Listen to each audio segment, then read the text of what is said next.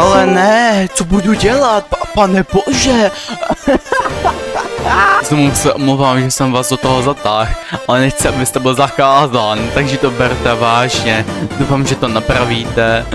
Pane bože, jak to opravím? V podpoře Steam bylo uvedeno, že byste se měli obrátit na moderátora Steam, který je k dispozici, aby nám pomohl s tímto problémem. Bylo to Official Customer Service 78.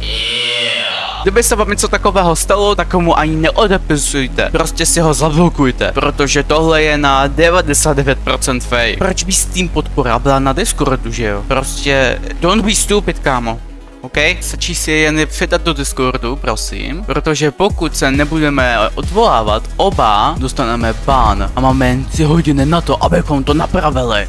Ne. OK, jak budeme pokračovat, abych ho co nejvíce nasral, aby ho to sralo. Jak si je přidám? Že jo, musíme hrát toho idiota. Tyjo, friend request mi dal, ten je tak hodnej. Prostě to udělej a pokud odpoví, vysvětli mu, nebo jim pošli celou konverzaci, aby tomu snadno porozuměl. A už se, abych si přijal toho z takzvaného team supportu. Jo, tady je to. Napíšeme done. A někam to povede. Heleme se.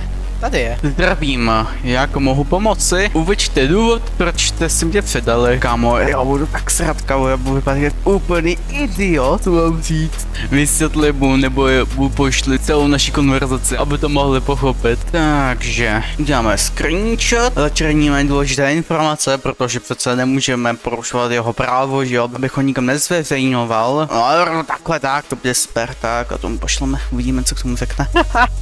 Na to fakt odpovídat. Tyjo, mě fakt chce. V čem může být problém? Vysvětli. No, prý tu dostanu pomoc. Vysvětli. Člověk mi poslal zprávu, že mám požádat o pomoc kvůli nějakému problému. Jaký problém, prosím, vysvětlete. Žádaj mě, abych problém vysvětlil, co mám říct. Kamo, já ho musím tak srát, ty vole. To je strašně bejčí, to je hrozný. To vlastně není hrozný, ale bejtí mě. To já, pardon, ne?